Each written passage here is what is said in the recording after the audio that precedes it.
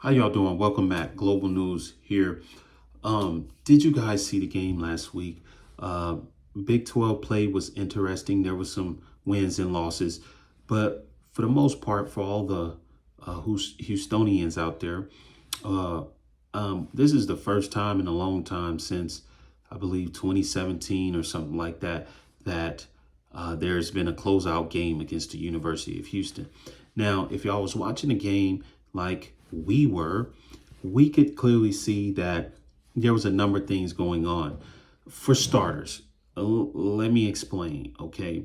Also, when Houston is playing in the atmosphere of the tropics that is played down here in Houston, for one, it's always moisture in the air and it's humid.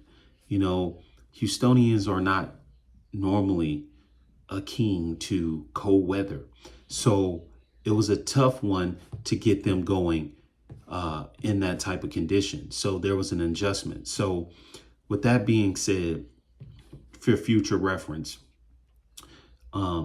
players need to layer up before playing these games now in the northern hemisphere, or should we say it's still it's not coastal, and so that gives them the opportunity to be able to be prepared physically for the game, and then mentally. We know they just came off of a daunting loss against Texas, and it caused them to look at and analyze: is these referees cheating?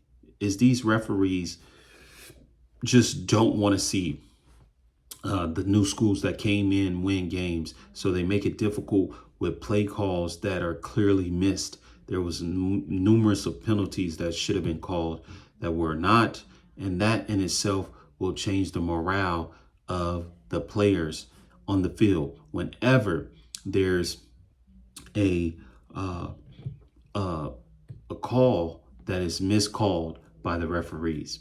So keep that in mind. There needs to be something done about these missed calls or the lack thereof of the right call in regards to officiating the game. Also, to see that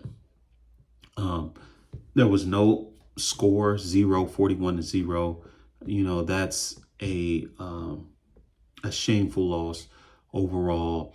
And we got to do better because each game is tough, okay? Each game is different opponent. No one team play the same way. You just got to play through it. As mentioned before, defense. Also, this is another thing to note.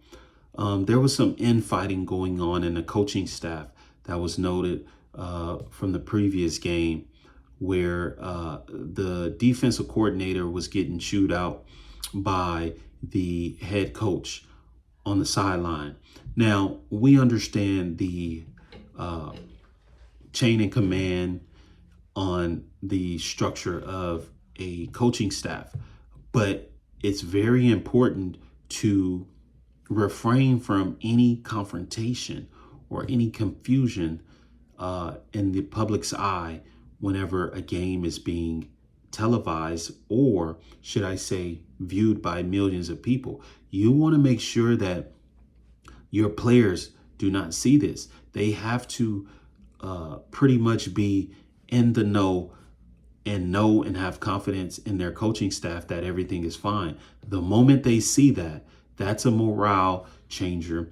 Not only do it changes their morale, but it also embarrasses the players on the field, as if the coaching staff does not have their self together, which trickles down to the players, and it's just all bad for the whole team and the whole program as a whole. So there needs to be some changes going on, and we're not saying that there's a bad defensive coordinator. We're not saying that there's a bad coaching staff. We're just saying that there's a lot of things that are being done that's unprofessional, and it needs to be addressed and changed if you want to have success in this current year. Now, there's 3 games left on the schedule, and the question is, do you believe that the University of Houston is going to become bowl eligible their first year in the Big 12.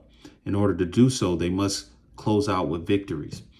And for starters, I will say this: Houston should not lose any more home games. That should be, when you're playing in a more difficult league, that is your leverage to winning. When you can't win on the road, you need to be able to win on the road in order to be a champion. But if you can't win on the road, you're supposed to protect the home field advantage.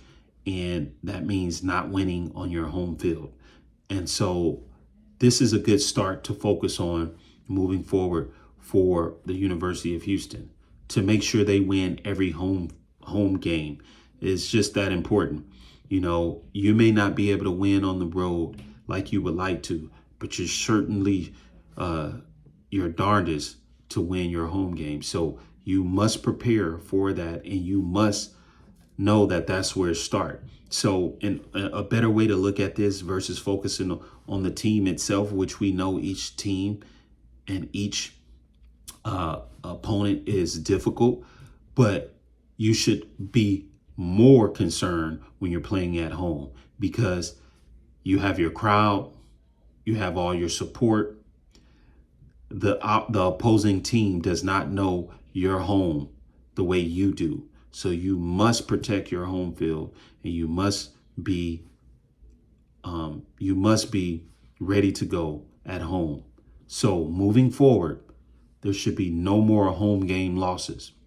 And if you do that, you're guaranteed to win at least 8 games in the season.